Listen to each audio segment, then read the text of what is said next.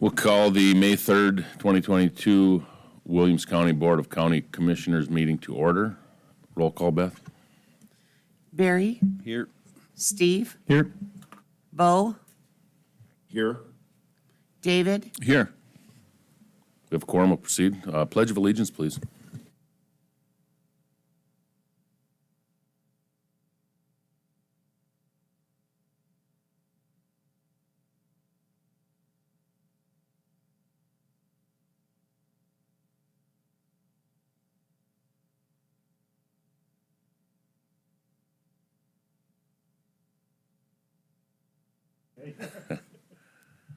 Okay, we've got the first thing on the agenda is a consent.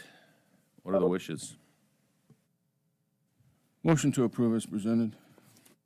So motion, is there a second? Second. Any discussion?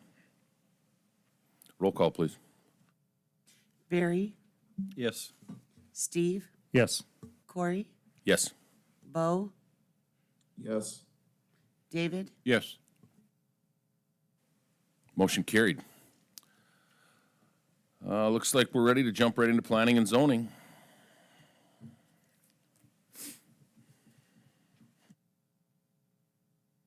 Good morning, Commissioners. Sam Miller with County Planning. First on the agenda is LU-0034-22. Williams County Planning and Zoning staff is requesting a zone change to rural commercial for 3 lots. These lots are currently zoned existing small lot residential.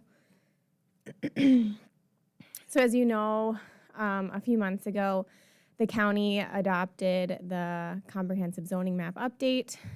We worked with Land Solutions, an agency that helped us update all the zoning. But as you know, I mean, there's so many different parcels within the county, and so there was a few that were missed. So staff is requesting a zone change from that ESR to honor a zone change that was requested at the time of original platting. This is the Keys Cove subdivision. Lot 1, Block 2, Lot 4, Block 3, and Lot 1, Block 5 are being requested to be rezoned to rural commercial to honor that original zoning. Planning and Zoning Commission heard this item at the April 21st meeting, and they unanimously voted to approve with one condition, and that was just to continue to adhere to our zoning ordinance and subdivision regulations. As an attachment, you can see that the original platting document does list commercial on those lots. There was one public comment letter, and that's attached in your packet as well. This was sent out, or this wasn't sent out to Nesson Valley because they're not an organized township. But that concludes my presentation of this item.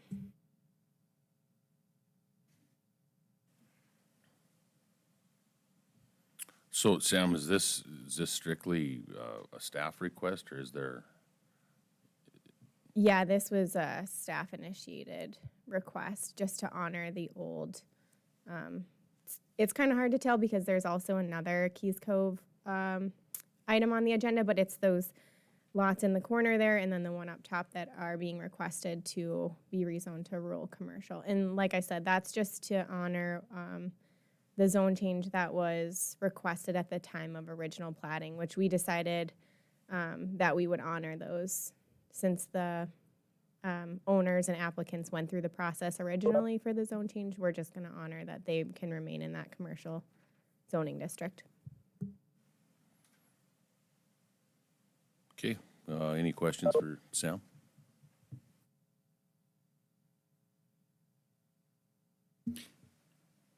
I would make a motion to approve following staff's recommendations. I'll second that motion, Mr. Chairman. Motion and second. Any discussion? Hearing none, roll call vote, please. Steve, Yes. Corey, Yes. Bo, Yes. David, Yes. Barry. Yes.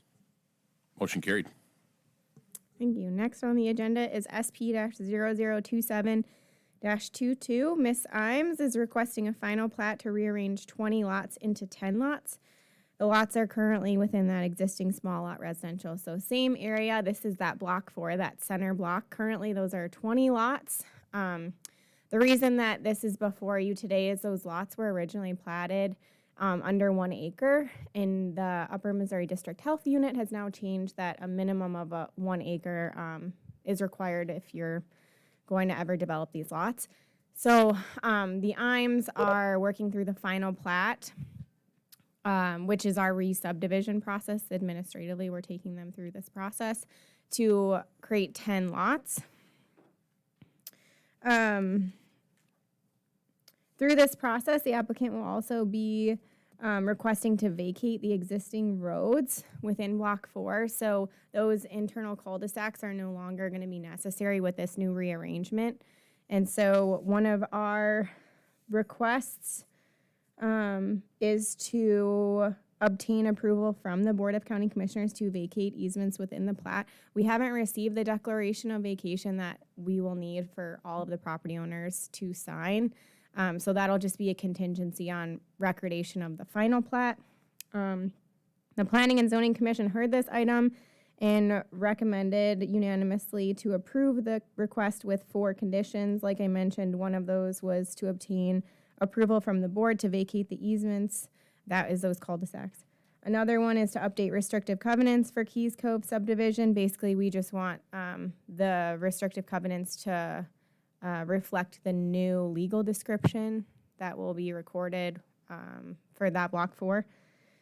Record a maintenance agreement for existing roads within Keys Cove subdivision. Currently, there is no maintenance agreement for the roads within that subdivision. And then finally, recordation of the updated final plat, which we are working with the applicant and their engineer to get that in a technically correct state. And the applicant is here if you have specific questions for them. Does the applicant have anything to add? Come on up, go ahead and state your name for the record, and you got the mic.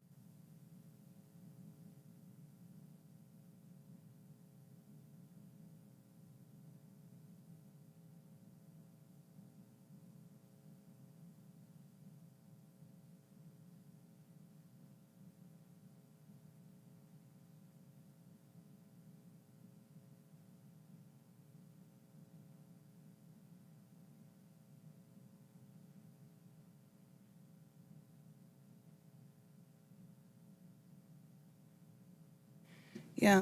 Oh, there we go. Yep.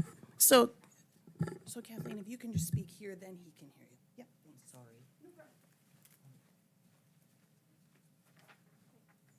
So I turned these in yesterday. I had no power for 8 days. I had my computer at the kitchen table, and I obtained these signatures from all the neighbors except 2. The 2 neighbors that didn't sign, one of them is with his dad with open heart surgery in Minneapolis, and the other one we just haven't been able to get him. It's our position that those 2 aren't necessary anyway, and that this road maintenance agreement complies fully with the statute. I also have a memo here that might help you visualize the problem.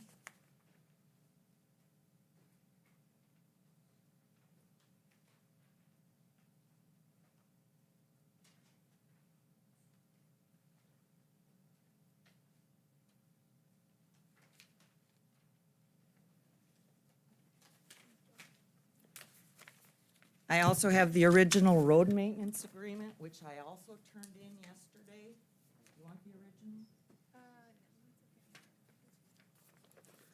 As a point of procedure, I was told that this vacation of cul-de-sac issue would be on the agenda today because it is part and parcel of the replatting of Block 4. And I respectfully request this morning that you gentlemen accept the declaration of partial vacation of roads as submitted and determine that indeed only the owners in Block 4 needed to sign it. And that is Imes, my brother Sean Key, Tim Ritter, and Goodland Company, which is my husband and my's company. We own the entire interior of Block 4, and we believe that we have sufficiently complied with the statute and that before the board this morning should be not only the approval of the final plat, but the vacation of the cul-de-sacs. This board has original jurisdiction over vacation of cul-de-sacs, or roads as they're called. We have complied with everything they've asked us to do. To put it off another 2 weeks delays us another 2 weeks of listing our lots. They're ready to go. The agents are ready to go. They're ready to put on the market. I submit that but for the signature of 2 unnecessary parties, there should be no delay in approving this. Thank you. Thank you. Before you sit, does anybody from up here have any questions for Kathleen? I just didn't want to make you run back and forth. And we still might, you never know.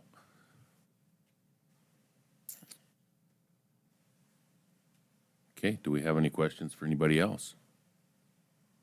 I see Karen's getting up.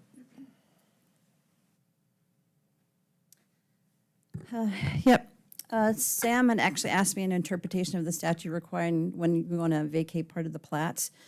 And in the statute, when you vacate after the plats, or any of the lots are sold in the plat, it was my interpretation based on how I read the statute and also in North Dakota Attorney General's opinion that you actually have to get signatures of all of the lot owners in the plat. Because the idea was that when you plat a property, when people buy the lots, they buy it as platted, including all the roads, the cul-de-sacs, and all that other things. And also, yeah, and so my interpretation was based on that you need all of the lot owners to sign off on the plat. But wouldn't, so the lots here in the purple, there would be no, they would be not affected. I get it, but I mean, it's just, it will not change their lot at all. I mean, so I really don't, I just don't see the reasoning, but. I guess I would agree with you, Barry, in the fact that to me it's a little bit of overkill because the cul-de-sac has nothing to do with any of those other property owners. I can certainly understand that they should have the blessings of those that own within Block 4. But the ones that are surrounding it, I'm with you. They have, that cul-de-sac has nothing to do with it, so common sense tells me they don't need to sign it.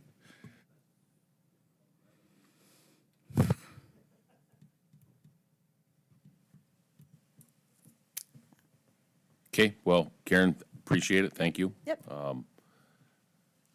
With, Sam, do you have anything else to add? Well, then I guess it's to the board. You're gonna have to make a decision, and we'll be looking for a motion. I would make a motion to follow planning and zoning's recommendations on the four recommendations.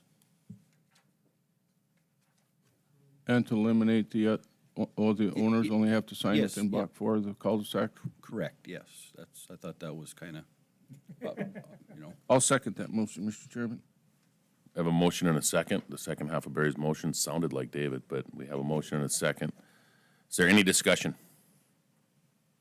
Hearing none, can we have a roll call vote? Corey, Yes.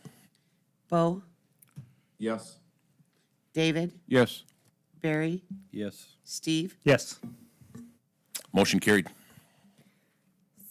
Based on that motion, can I add an item to the agenda? Absolutely. Okay, so the next item I would put on the agenda is for the Board of County Commissioners to look at that vacation document, since now without needing signatures from owners outside of that Block 4, so she does have signatures from all of the owners of Block 4. So I'd like to place that on the agenda for you all to make a decision on the declaration of vacation for those easements, so those cul-de-sacs. And I have copies. Or yeah, you were just given that, okay. Okay, so you're looking for a motion to approve and authorize the chairman to sign? Is that what you're looking for? Correct, yes. So, Chairman Hansen would be required to sign that declaration of partial vacation of roads. Okay, gentlemen, you So moved, Mr. Chairman. have a motion. Is there a second? Second. Any discussion?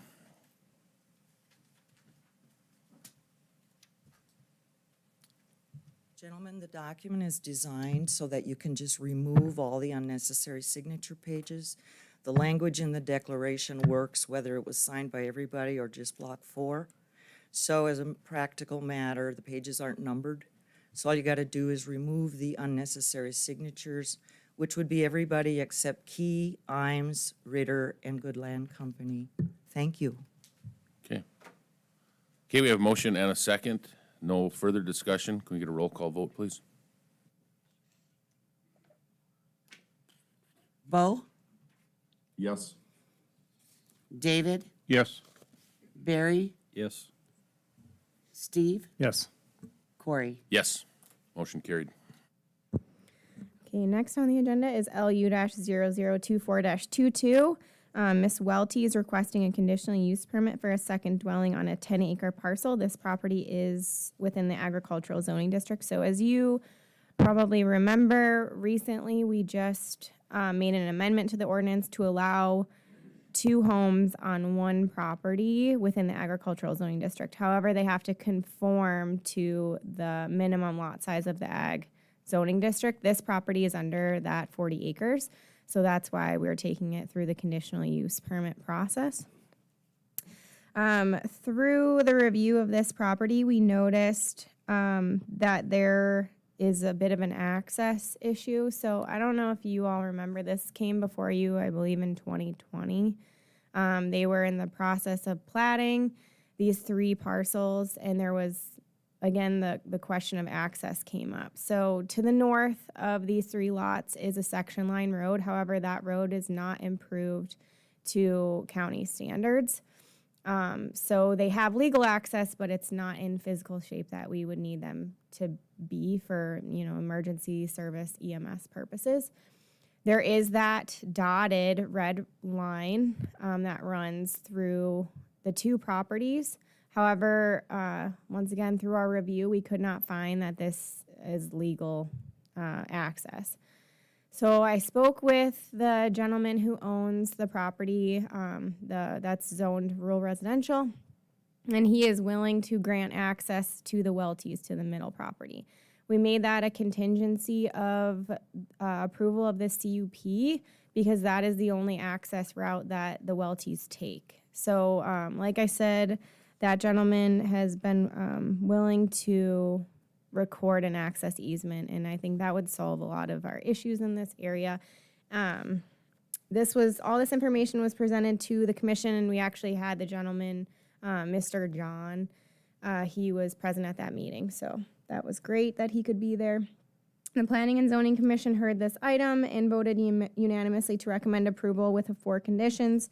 1, the dwelling must obtain all necessary permits through our county building department. 2, be in compliance with all state and local codes. 3, to adhere to our zoning ordinance and subdivision regulations. And then 4, that recordation of the access easement through sublot 3. So in essence, what this is saying is that they could not obtain their certificate of occupancy for that second dwelling until that access easement has been recorded. Is the applicant present? Not sure. I don't see anybody jumping up. Okay, turn it over to the board. What are the wishes? Make a motion to follow planning and zoning's recommendations on the 4 comments. Is there a second? Second. Any discussion, questions? Roll call, please. David, Yes. Barry, Yes. Steve, Yes. Corey, Yes. Bo, Yes. Motion carried. Thank you. Next on the agenda is LU-0023-22. Mr. Barry, on behalf of Saralon GTLND Ltd., is requesting a zone change to heavy industrial for 7 parcels. 6 of these parcels are currently within the agricultural zoning district, and the remaining one is zoned rural residential. The applicant is requesting a zone change to heavy industrial for the proposed gas to liquids facility.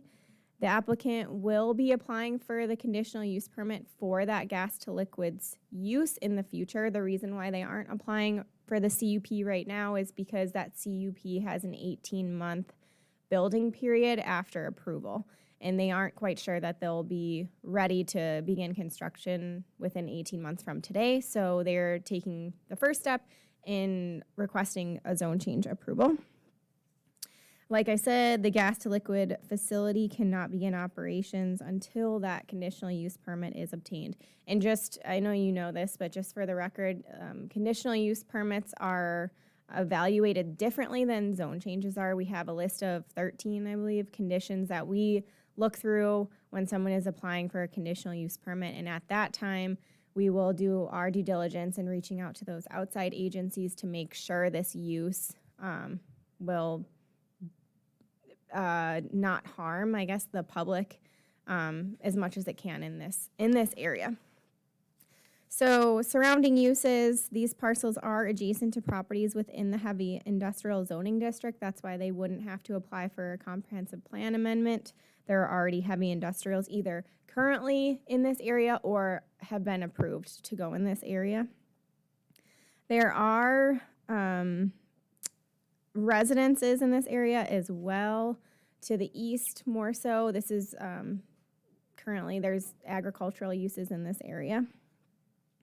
I did send a notification to Joel Wilt with the North Dakota Department of Transportation about this project.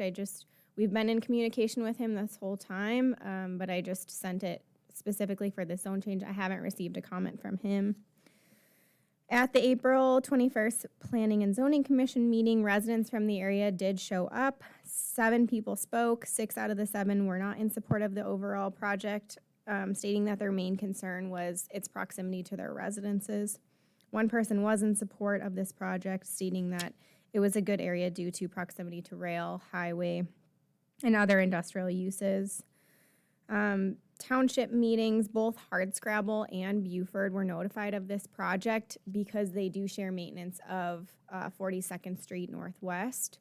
Hardscrabble did submit comment because they are the township in which this proposed zone change will be located. That is included in your packet. They did, for the record, recommend approval, just stating that they want to comment on the CUP when that does come before you. Planning and Zoning Commission voted 6-1 to recommend approval of this request with 3 conditions. They added a condition, that's number 3, approval of the zone change will be contingent upon approval of the conditional use permit. So what that means is on the zoning map, the heavy industrial zoning district will not be reflected until the CUP has been approved. So as you and I see it, even if this zone change does get approved, it will still look the same tomorrow because the CUP hasn't been approved yet. And that concludes my presentation. Is the applicant available? Raphael, is anyone on the line? Okay, no. Any questions? Okay, then we'll need a motion to proceed. Yep. Please come on up and introduce yourself for the record. My name's Roger Bierce. I farm out in that area. I guess I'm not so against the whole concept of this plant. I worry about the emissions from it. being as I'm fairly close to it. My wife's got severe lung problems, and it bothers me on that part. But if they can locate the plant to the far southwest corner of that, it wouldn't be as effective. I would like you to send this back to the Planning and Zoning Commission, because you've got heavy industrial 100 feet from residential. And that's just too close. There's not one of you who'd like that, to be able to put who knows what, in that area. It could be smells, it could be noise, it could be anything within 100 feet of that. There's two residences, Danny and, Debbie Bierce and Marty Bierce, that are within 500 feet of that. And I don't know that you can mitigate that with trees or whatever. I would like to see those places carved out for light industrial or something like that. That would be better for the community, and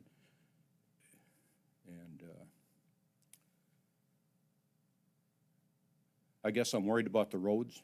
147th will be the main road for that, unless you or the state does something different. I don't know how you're going to get down to that road. That road is a shared road between Trenton and Hartscrabble, and it's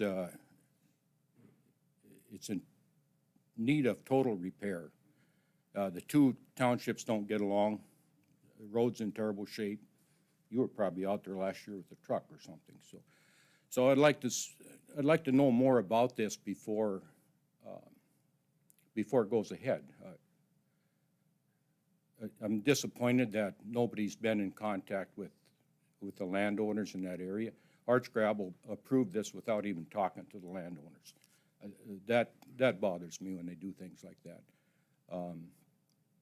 I've got my son lives in a house there with 3 daughters, and right on 147th Avenue, and we need to do something with access to this place before you approve this. But for the most part, complacency is what it is now. You guys give $6 million to this outfit, and the state gives $3 million. So what I'm saying here probably doesn't mean a hell of a lot, and that's why there's nobody else here. You guys probably approved this already, and it's not going to go backwards. It's going to go ahead. So we'd like to make it so the people living across the road from this are protected. Randy Patch, Dwight, or not Dwight, he's sold his place, but Keith Johnsrud, Marty and Debbie, all within a close distance to this place. And we don't know, once, I guess I should ask this case, once it's industrial, what happens to it? Can they build anything they want? Or does it have to come back to the county, or? From the looks of what this says, the CUP has to be approved before it actually goes to the heavy industrial. So, how about 10 years down the road or 20 years down the road?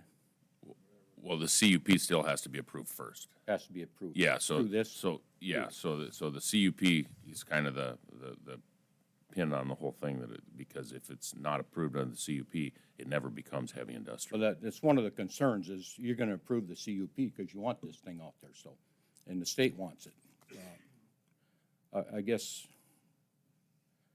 there's not much we can do, is maybe getting this thing located where it's not causing us much problem for the people that live out there. And when we're all east of it, so the wind blows west to east around here, so we're all concerned about the smells and noise, light level. Savage is terrible. Right. Coming on 1804 back into Trenton, it's terrible. You can't hardly see. Casinos, bright lights. It's like living in a town at my place now. So, well, anyway, right. that's. But it just to address, what that evening at Planning and Zoning, that not Nico, what was the other guy's name again? Ron.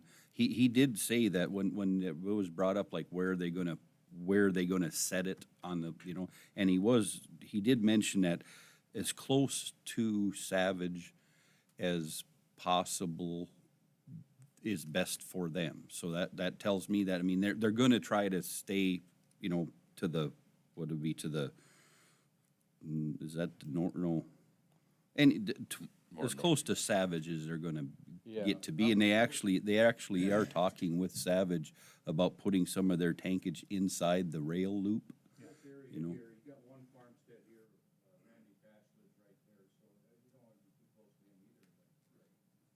But Debbie lives right here. You got heavy industrial sitting right on her border. And I think that needs to be changed. That can easily be carved out, I think. I'm not sure on your department what that takes, but some of that could easily be carved out and to make it more palatable to the people that live there, so. Right, and then to, like, the CUP, like you asked about, you know, years down the road, the CUP would be strictly for these people, right? So if for some reason or another, there was something else to come in to the area, they would have to be, they would have to get their own CUP at that time. They can't sell it to somebody without it. CUPs are non-transferable, Okay. so. Well, that's my concerns, and I know there would have been other people here, except for it's a work day for most of them, so. And I don't have to work today, it's too wet. So, any other questions for me that I can, my concerns? Just a comment, if I may, Sam, the COP, when they submit that information, that will have the location of where the plant is going to sit, correct? Correct, yeah, we'll require a site plan at that phase. Yeah. You might want to furnish your information, if you don't mind, to the Planning and Zoning Department, and when they get that information, they can certainly share that with you, because it's a matter of public record, so that you guys are aware of where they're planning to put it. The whole site will be determined at that meeting then, or at that time? Correct, so if the conditional use permit is approved, whatever was presented to the commission to determine their approval will be set in stone. So they would have to come back, if they ever amended that site plan, they would have to come back before the commission and get approval for that. Is there anything that, in the wording of all this, where setbacks have to be so far away from residential? I think what are oil wells, 750 feet or something like that? They have to be set back from a residential, and 500 is all? I believe they're 500, because, well, I've had that same discussion with some people, yeah. So I was wondering if there's anything like that. Or can that be put into us?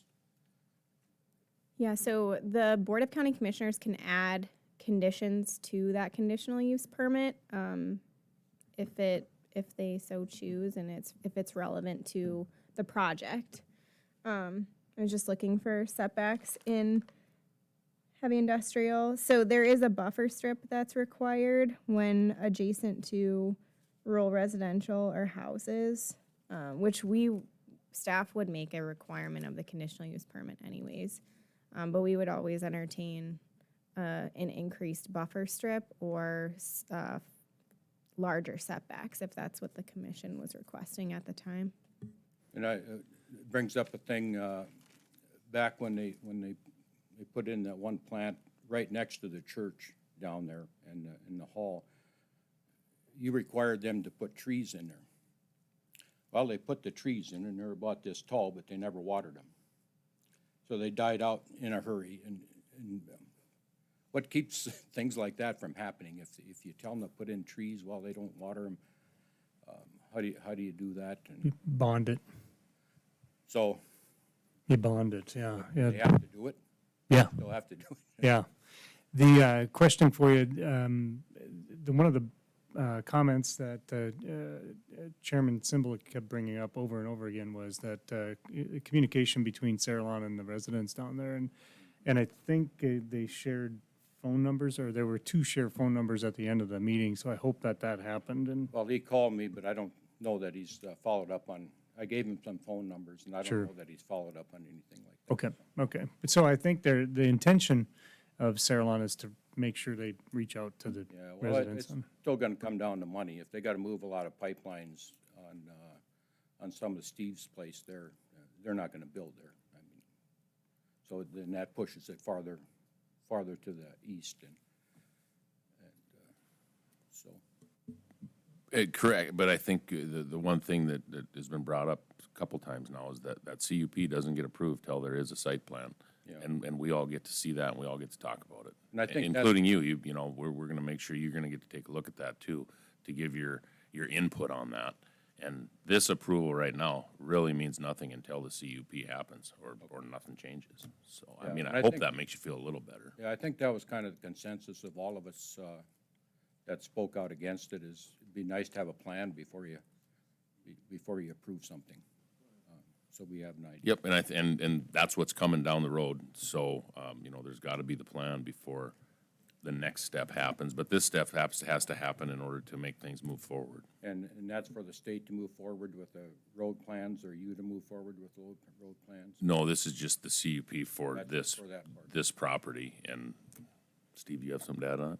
I was just going to say, we've reached out to the state to make we wrote a letter to the state that they've got to make improvements on 1804 plus, and I think we're looking at what can be done to help with the roads down there as well. Yeah. And schools, and that many people move it in. I'm sure somebody's gonna build some housing units or something, so our schools is not staffed, or too many kids for the amount of school we got there now, so. Lots of steps to go between here and the end game. Yeah. So, but we gotta start with the first one, so. Okay, Appreciate your time, Roger. Thank you. Any other discussion? Mr. Is there anybody Chairman, else that wants to? No? Was that you, Bo? Yeah, is that, if it's okay, I'd like to say something. Yeah, you got it. Okay, and Roger brings up a lot of good points and stuff that most of that, what he's spoke on is stuff that we've talked about in meetings prior. I believe that 147th, you know, the shared township road is one. My biggest concern is it's not safe for any additional travel, specifically coming off of 1804. The distance between Highway 1804 and the railroad tracks is barely suitable for a standard semi to fit between. So that has to be addressed, and we'll have to limit or not be able to use. I would prefer if they somehow not able to use that for additional traffic for this until it's addressed. But yes, we're specifically talking DOT about the Marley Crossing area, what we can do.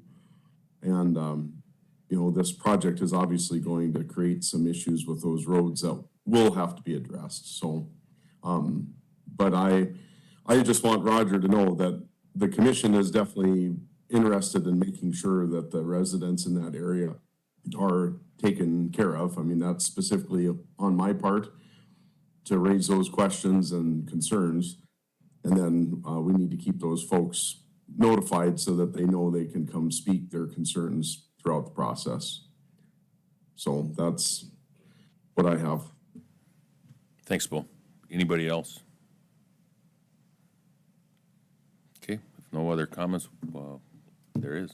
Just, sorry, last comment. And just so everybody knows, this plant is set for about a 5-year process before it's completed. So there's about 2.5 years of engineering and then 2.5 years of construction. And so if we give this a go, that's likely the time frame that we're looking at, just so there's some perspective on, as to the time frame all this is going to take. Okay, what are the wishes of the board? Mr. Chairman, I'll make a motion that we follow the planning and zoning recommendations and approve the request. So motion, is there a second? I would second that. Any discussion? Yes, there. Okay. Karen's suggesting no. Yes, okay. Thank you. All right, no comment. All right. No further comments? Roll call vote, Beth? Barry, Yes. Steve, Yes. Corey, Yes. Bo, Yes. David, yes. Motion carried. Thank you. Next on the agenda is LU-0019-22. Mr. Alexander is requesting a zone change to rural residential for a proposed 7-acre parcel. This parcel is currently within the agricultural zoning district. The applicant is working through a minor subdivision to parcel out the 7 acres for the purposes of a dwelling. During the subdivision review process, staff noticed that the road to the applicant's property is not all legally recorded. So Raphael, if you could bring that to keep going. Thank you. So further south, you can see that the section line road actually veers away from the section line to account for that water feature right there. So the current road is sitting on Williams County Water Resource District property, but however, there's never been an access easement that's been obtained. So this is the only access into the proposed property up north. Through that subdivision process, it was noted that an access easement should be recorded to give them full legal access to their property. I had asked Karen if obtaining an access easement for that portion of the road should be a condition of the final plat, and she had said yes, that we need legal and physical access to property that's being platted within the county. So I've notified the applicant of that as well as the Water Resource Board. I actually attended the meeting and they said that they would be willing to give the township an access easement since they're the ones that are maintaining that road anyways, as if it was along the section line. So I'd made that a condition, a recommended condition to the Planning and Zoning Commission. They voted unanimously to recommend approval of the request with the 3 conditions. So recordation of the plat that creates the 7 acres, adherence to our zoning ordinance and subdivision regulations, and recordation of the access easement along 127th Avenue, giving the township that access easement, making that area, that section of the road public. And that concludes staff's presentation. The applicant is in the audience if you have specific questions for him. Thank you. Does the applicant have any comments? I'm going to take that as a yes. Go ahead and introduce yourself and get your name in the record. Austin Alexander. I would move to have the county handle this situation for the easement portion of it. The way I look at it, the dam was built in the late 30s. There's been a prairie trail there since. The gravel road was created in 77. 2015, the county recorded 3 minor subdivisions right south of the property using the same road for access. They approved a building permit and they addressed it as 127th Ave Northwest. So if I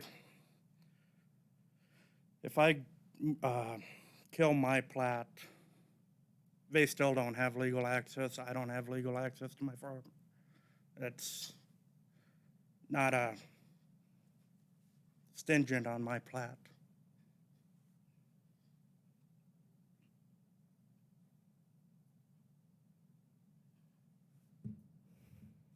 If I may comment, Mr. Chairman. Yes, so please. I can't speak for the people that came before me. I wasn't around when these were platted. It was a condition, or it was a recommendation by staff as we were reviewing this, that this is an error, and these are the kind of things that we want to correct as further subdivisions happen in this area. If for some reason the water district decided that they wanted to close off this section of the road, they could do that because there's not legal access. And so this is kind of one of those things where we want to make those corrections as they get presented to us. And we don't intend to hold Mr. Alexander up on the plat, but this is one of the things that the water district is in favor of granting an access easement to the township. And so we have their blessing. We might as well act on it and have them record that simple access easement.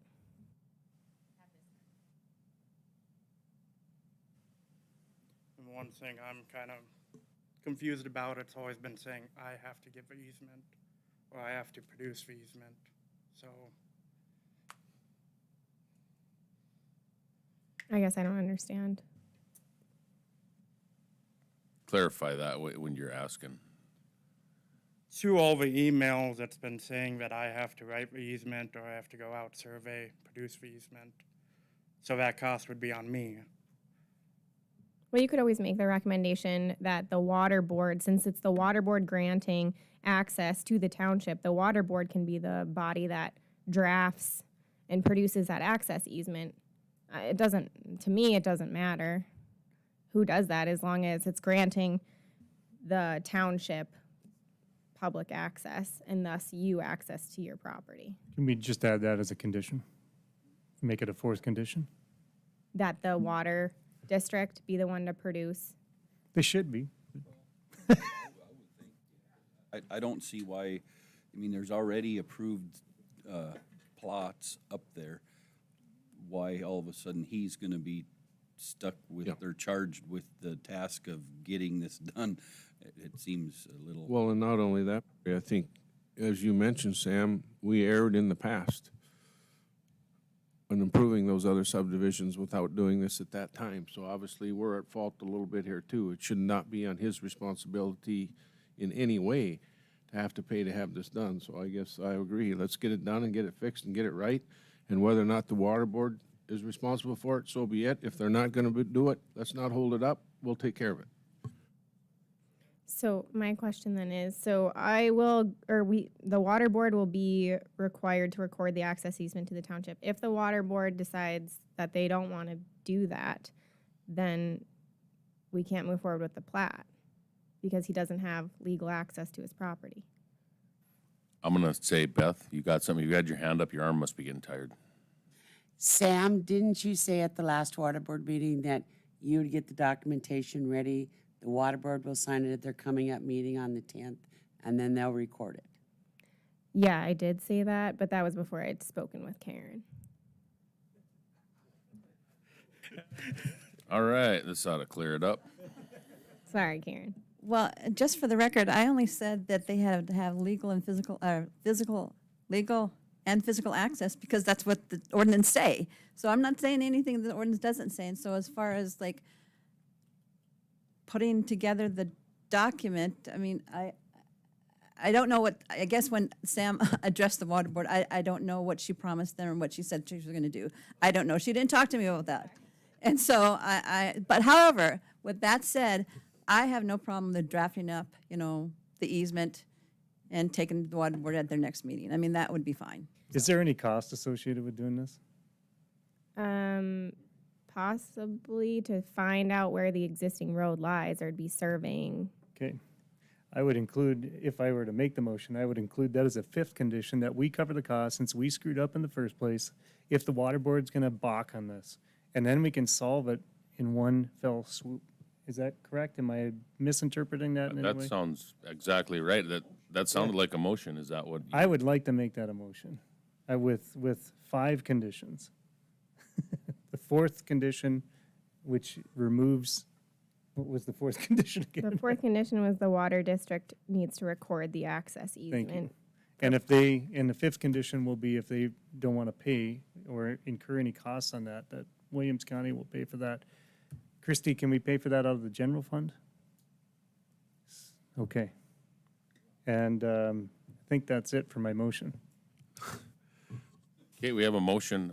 Is there a second to the motion? I'll second it for discussion. Well, then let's have some discussion. It all boils down, I agree with you, Steve, but I'm sorry, it all boils down that we're all county people, we're all county taxpayers.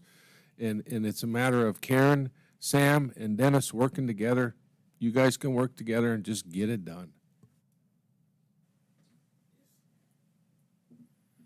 Okay, we have a motion and a second. Is there any other discussion on the motion and second?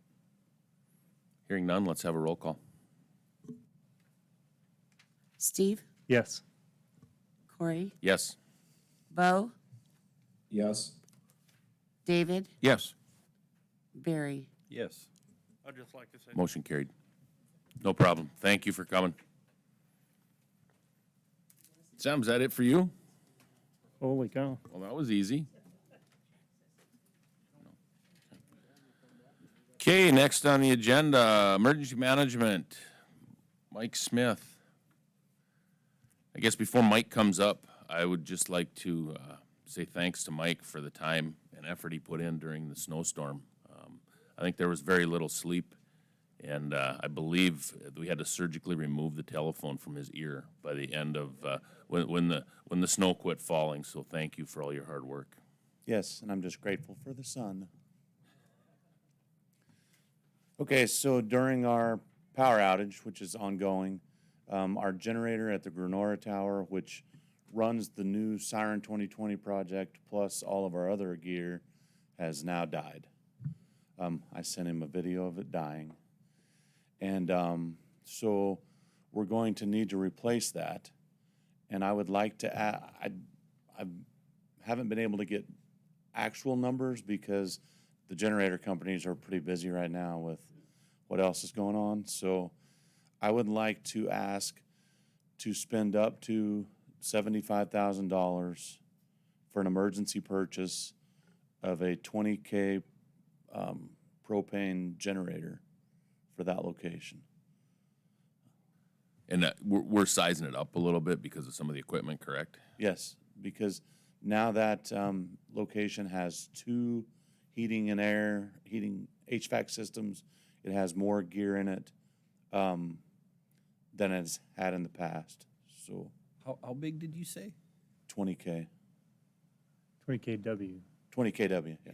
I thought there would have been a bit larger than that. Oh, right now we have a 12, and it just died. So Is this a commercial unit? Because 75,000 seems bonkers.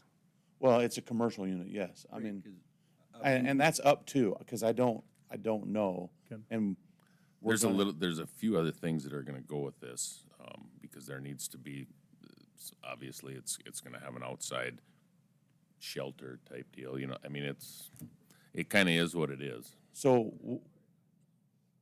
what will happen at that location is we have an older tin building. It will be removed from the location with the generator because it was meant to be indoors. And we will still use the concrete pad if possible for the new generator. Okay. And we will upsize, Yes.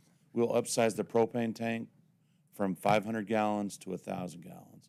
I've learned a lot in the last 10 days about the mileage that a generator gets.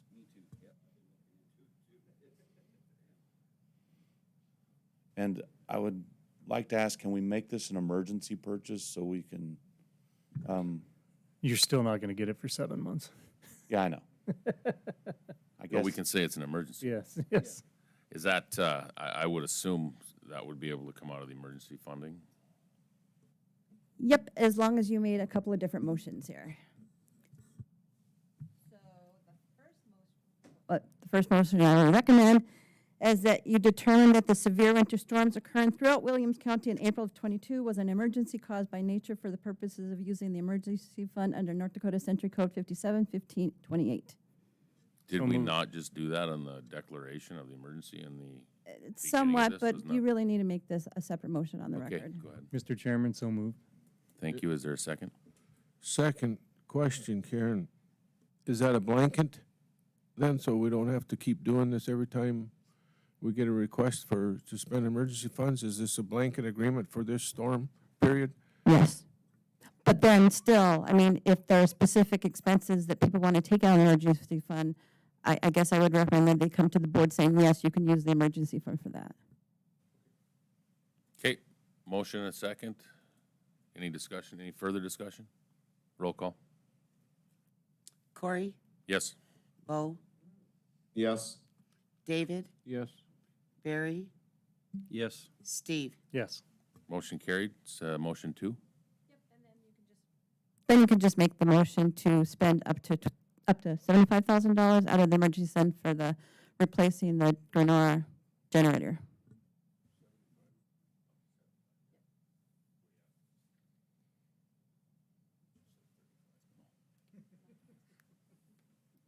Can we get a motion to that effect?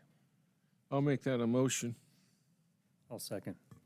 Okay, any discussion? Just one, I would assume, Mike, that you, because the governor has declared a statewide emergency and we're requesting, or I'm sure there's gonna be some federal and state funds involved. Yes, we I will would definitely assume that keep you're on still gonna apply for those funds to help offset some of this if we have to. Yes, sir, if it becomes available. Thank you. Anything further? Roll call. Steve. Roll call, Beth. Bo, Yes. David, Yes. Barry, Yes. Steve, Yes. Corey. Yes, motion carried. And just one other thing, so we'll probably have to have a rental generator on site until we have it replaced, because that site is very instrumental in keeping the radios going in the Grenora area. Without it, they can't use their handhelds, so there will be a cost for that. From my, Okay, can I make a suggestions with everything that you have? Would it be not cheaper and more beneficial for us to buy one of those generators rather than rent them? Because I'm assuming that this is not gonna be the last time something like this happens. that is in my 3-year plan also with the 1% board as well, so to have portable generators to use for that.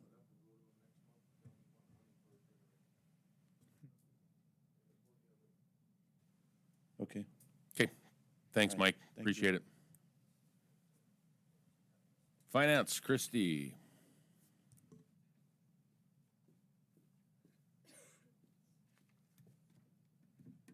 Good morning. Good morning. Should I wait for that? Hey, guys, you ready?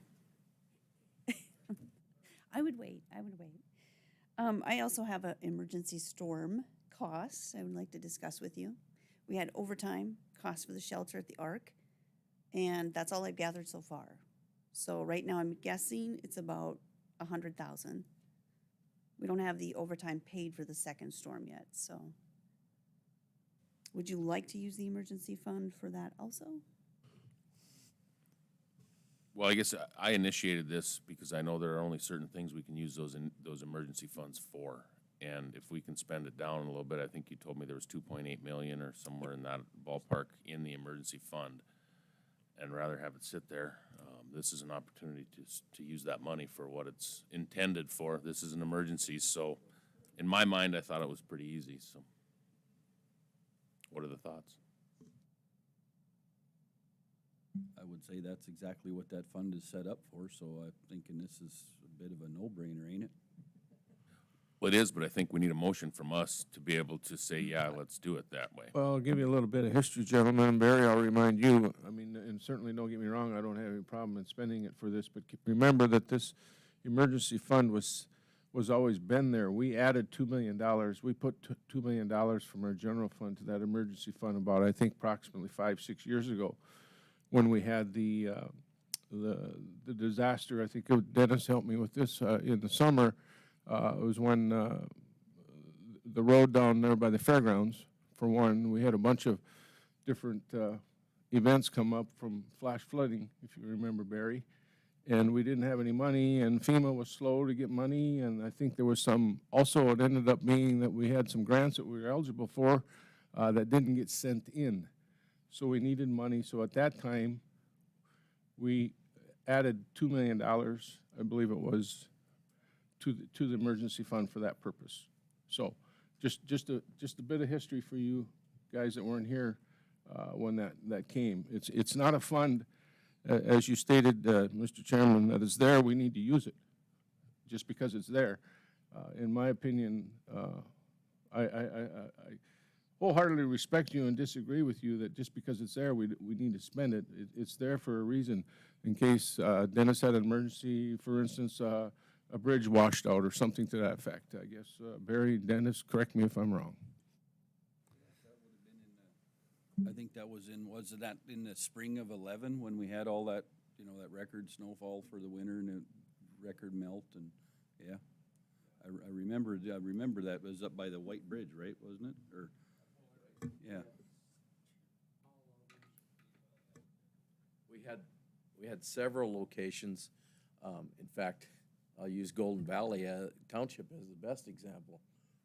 We just this spring, opened the final road there that we've chipped away at that was been underwater, and we could only add to it in the winter. Well, not only, but the best time was in the wintertime.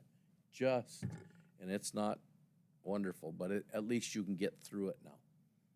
And Golden Valley was totally underwater, was one of them. So, yes, there was a lot of damage in 2011. Well, there would be nothing wrong with, at budget time, budgeting. I mean, if we're that concerned about a bridge we're at washing out, we can budget more money to put in this account. If we need to. I was just going to suggest that. I think that at the end of the year even, we could make a transfer or make a note to look at transferring back into the emergency fund if we're so financially equipped to do so. Of course, yep. Well, like I said, I'm not against helping or using it for this specific case, but the other thing is, we're still early into this. I mean, unless there's something that we absolutely have to spend it on right now, where they're not gonna, I mean, is there a reason we can't wait, another month or so to find out where we're at exactly on everything? Hopefully by then we'll have more numbers that shows, how much we gotta put into this. I mean, like I said, I'm not against it. I'm just stating facts, I guess, in my opinion. Which way's easier? If we do it as we're going or Well, retro? I mean, I don't care. The only point I was trying to make is this was an emergency. So that's why we have an emergency fund. And, there may be stuff that Dennis and the guys figure out down the road that we have to fix County Road X because of the storm. Well, that's gonna get rolled right into it too. So I'm good with either way. Just a thought, because I know it's pretty narrow band of what you can use that money for. And this is in that narrow band. would you like me to wait until the next payroll and until Mike's invoices come in and then bring you a total cost? And decide then? It makes sense. Yeah, I'm fine with that.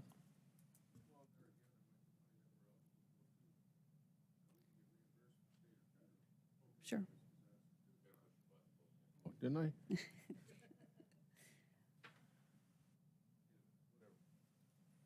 Okay, well, I think as consensus, we're just gonna sit on it until Till I get a final payroll, number. get the final number, bring the final number, and then we'll discuss it then. Okay, Okay, thank you, Christie, I appreciate sounds it. good, thank you. Any other department heads besides Karen and Helen? Dennis, you got something for us? At the last meeting, we tabled the truck plow bid. We only had one from RDO Equipment. There is no local service here. We're quite concerned because we need service with all the new electronics and DEF and everything else. And without a local, someone to come get us off the road or us to pull it to locally here in Williams County, I would recommend to reject. I would make a motion to reject the bid for the plow truck. So motion, is there a second? Second. Okay, discussion? Hearing none, roll call vote? Barry, Yes. Steve, Yes. Corey, Yes. Bo, Yes. David. Yes. Motion carried. Thanks, Dennis. Come on up, Karen. Thank you. Okay, so I think at not the last meeting, but the meeting back in early April, Corey had suggested that I reach out to the other prosecutors about what they do with the issue with ATVs in the ditches. And so I did remember after the meeting that I had reached out to them 2 years ago when this issue came up. And I got very few responses from any of the other state's attorneys in the county, but the ones that did suggest is that we could, if somebody damages the ditches of the county roads, we could go after them for restitution for the damages or prosecute somebody for reckless driving, really. That was their thing. Okay, so now, but last fall, back in October, Burley County Commission had to deal with this again. They also had to deal with it back in, I think it was about 10 years ago that David reminded me about that, but they also had to deal with it back in October of last year. And the consensus from the county commission at that time really was that they really couldn't do a whole lot about it. They suggested to the landowners that maybe this is a statewide issue, that they should go to the legislators about checking to see about changing the law on it. I also followed up with the state's attorney for Burley County, and she said that the Burley County Commission is maybe suggesting, is possibly going to look into changing their home rule charter so that they can adopt an ordinance and possibly adopt an ordinance to prohibit those kind of things. But the only problem with that is that I guess I would not recommend any kind of ordinance like that, because if you did that, you really couldn't tailor the ordinance to say you can't go and ditch county ditches on County Road 9 and not anything else. You'd really have to, it'd have to be sort of countywide, really. So I'm not even recommending that. So I'm just telling you at this point, there's not really a whole lot that you can do about it unless you really want to go the route of the ordinance to prohibit those things. Well, and you can make any ordinance you want, but then who's gonna talk to the sheriff about how you enforce this? It's almost Right, and as far as, impossible. making them pay for damages to the ditches, you gotta catch them before Yeah, you know where no. the address to send the bill is. Yeah. And I'm not in favor of buying the sheriff department a bunch of motocross bikes. Would a picture suffice or a video suffice from a landowner to prosecute a? That would have to be, that would really have to be up to the sheriff's office to decide if that was enough evidence, and then the state's attorney's office, the criminal state's attorneys, to decide whether that was enough evidence to prosecute. I couldn't say yes or no to that really at this time. Actually, do motorcycles have to be registered? Just, yeah. They don't half the time? They're not, no blinkers, no lights, they're not licensable. I was just going to suggest that, I mean, if it were possible to, if you could videotape or with your phone, take video of the infraction, and if there was some way to identify who owned the motor vehicle, then you fine whoever owns it, because whoever owns it is responsible for it, which would likely be a parent. Yep. right? Again, I mean, they could do that, but then submit that to the sheriff's office, and the sheriff's office would further investigate, and then, Could they do that right now without anything happening from us? you mean as far as taking pictures and send to the sheriff's office? Of course, anybody that suspects any sort of crime or infraction, can contact the sheriff's office to investigate, and then, Right, well, the problem is there's, the problem with that is there's not really a crime because the state says they can do this. But they can't cause property damage, and I guess.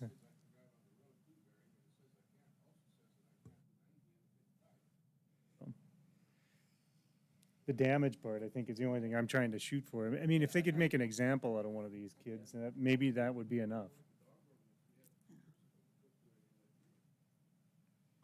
Mr. Chairman, Bo here.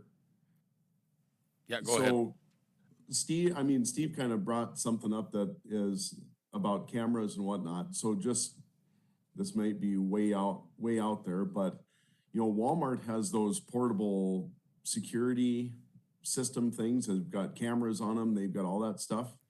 I mean, I'm assuming they're expensive. I have no idea. But would it be beneficial if, let's say, the sheriff's department had 2 or 3 or 4 of these for some of this kind of an instance where it's like they're witnessing issues. We really have no way to deal with it unless we can videotape or whatever the incident. Well, how about if we had a couple portable camera systems set them up, and they're identified as for policing issues, and see if it helps stop it, and if it doesn't, they have videotape of possibly the lawbreakers, and hopefully they can ticket them, but they'd have to be able to see a license plate or something. So really, though, I mean, they're not illegal being in the ditch. They can do that.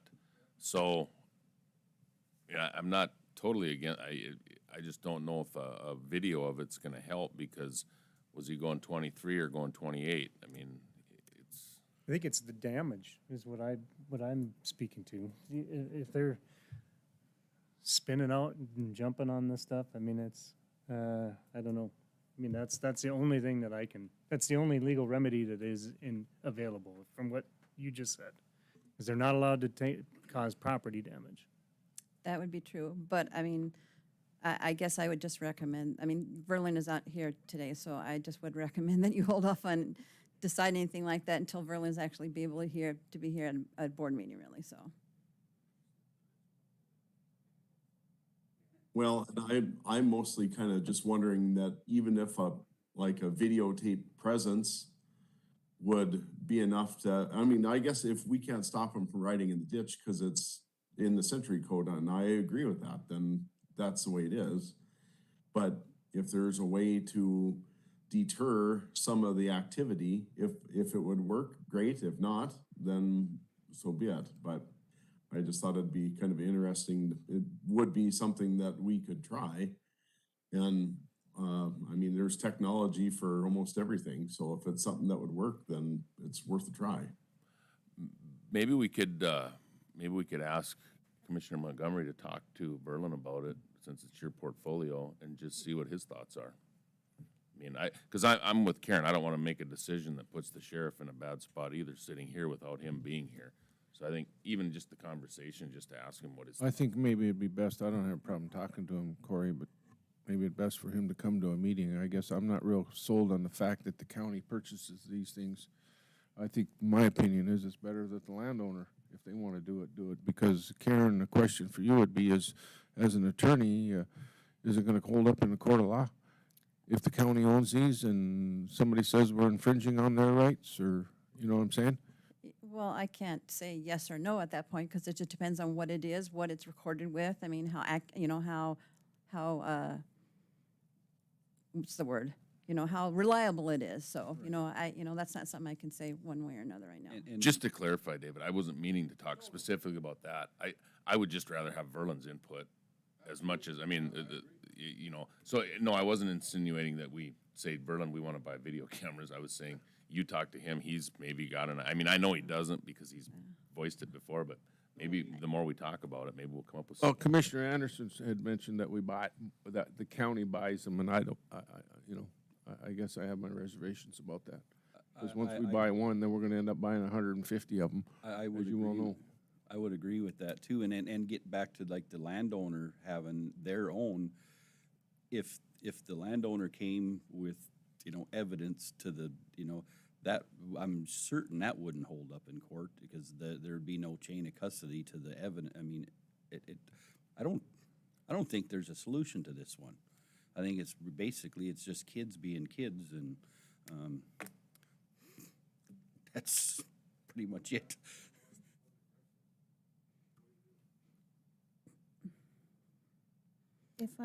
If I might, Karen mentioned that maybe it is a problem in all regions of the state. I think we have somebody on the North Dakota Association of County Commissioners board, or through the Association of Counties.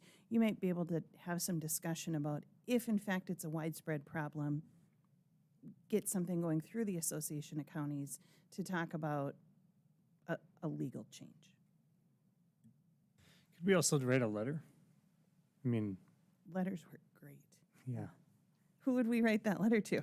to the legislator, to our legislators that represent Williams County. The path is really rally a group of people together and then, yes, find a legislator who would be willing to sponsor that kind of a bill. But Okay. but it's more than a letter. Just provides proof we did something. I'm sorry, I wish I could come up with a solution, but I mean, like I said, in talking to the other state's attorneys that, responded, and Burley County State's Attorney, it's like, we're all in agreement, there's really not a whole lot the Board of County Commissioners can do, really.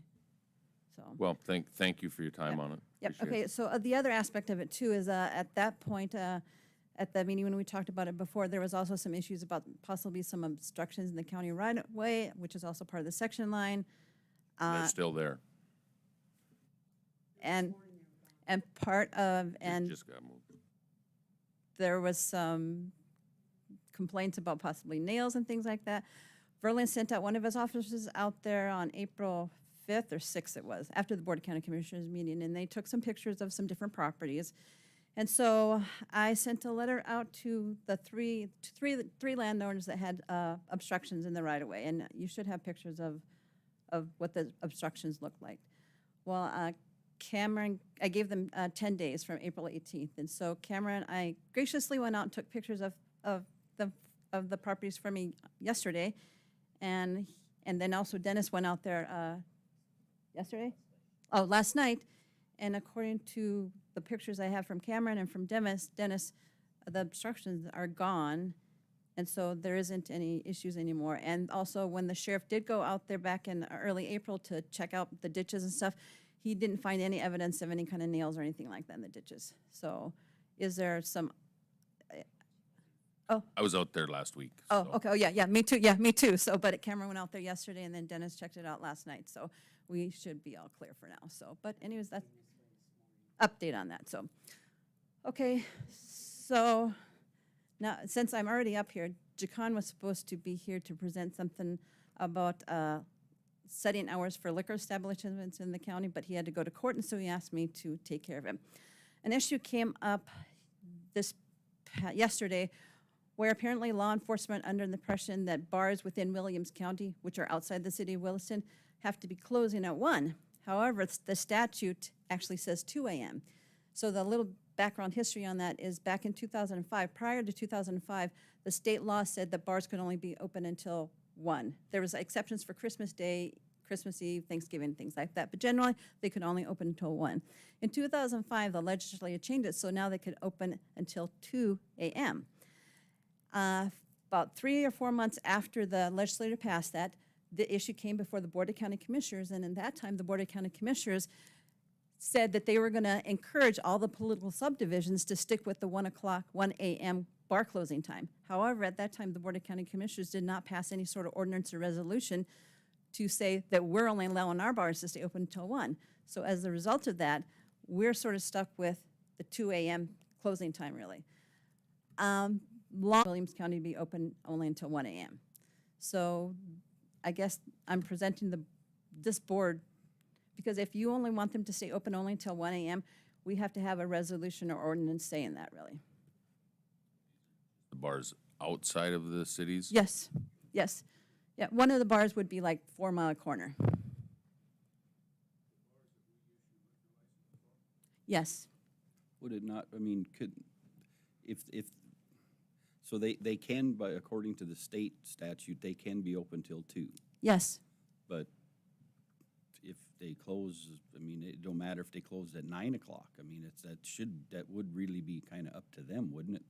I mean, it is a private business, but, I mean, I don't know, I mean, what do you? Karen, I don't think she's saying it's gotta close earlier, that she's saying. it can No, only- I'm thinking it's, well, like, we decide that you can only work till 9:30 at night, Corey, then you need to go home. Perfect. Well, no, but I mean. I'd make that a motion. But I mean, it should be up to the business owner, correct? I mean, that is their business, it's not mine. I don't know, that's why I asked, what are your thoughts? No, you got a big, good point, Barry. I guess the other question, Karen, I'd like to know is, did law enforcement or Jacan give you a reason of why the extra hour makes that big of a difference, or doesn't? Well, I think that they were partially concerned just about possible increase in DUIs and things like that, really. So, and just as a sort of side note, though, too, apparently the city of Williston had their current ordinance right now, well, probably about a month ago, their ordinance regarding setting hours followed state law and said until 2 a.m., but they didn't like that, and so recently the city of Williston has actually changed their ordinance, so now bars in the city only will be able to stay open until 1 a.m. That's the reason right there. Because if we have a different closing time than the city for the 4 Mile, then anybody that's in the city and the bars are all gonna go to the 4 Mile, and then they're gonna drive home from the 4 Mile. So that would be, in my mind, that would be a reason to do it. Yes, state line used to be it, yep. Right, but then that's not the only one in the county. Right. So I mean, when you get to the other end, it doesn't really, not to sound bad, but when you're on that end of the county, nobody really gives a crap what Williston is up to, so. Is the I don't know. But is the rig inside of that we authorize the. Yeah, that's outside. So the same They- thing's they gonna would- happen downtown Tioga. it would be- Everybody's gonna get in the bus and they're gonna, not a bus, every vehicle and drive over to the rig for another hour. If Tioga closes at one. Well, I would not want to be the vehicle traveling back to Tioga I hear ya. at 2 in the morning. It's my understanding that the sheriff's office and the state's attorney's office felt pretty strongly that they'd like the 1 o'clock. I believe that's what I said. You know, it was, came out from law enforcement and the state's attorney's office, so.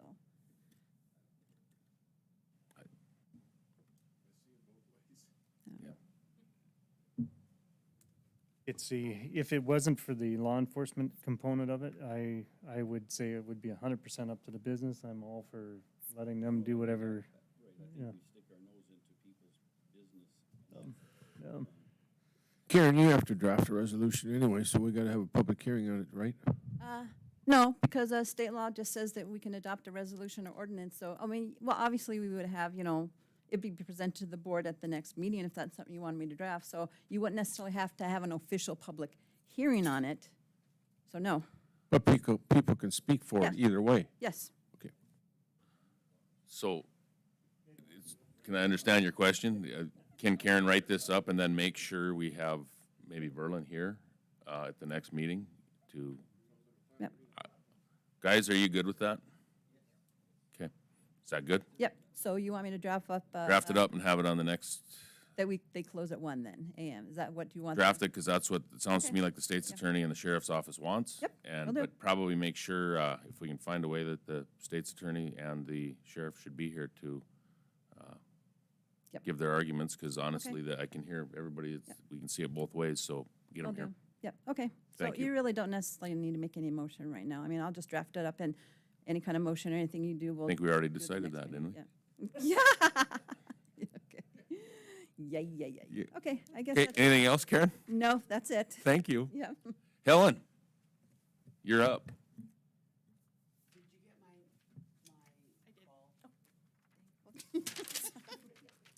Yeah, Beth pointed out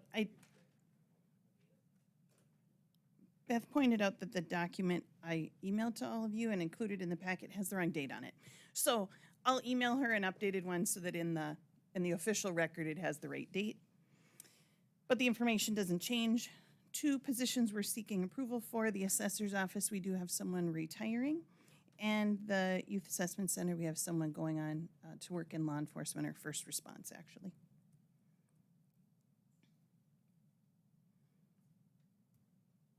Motion to approve, Mr. Chairman.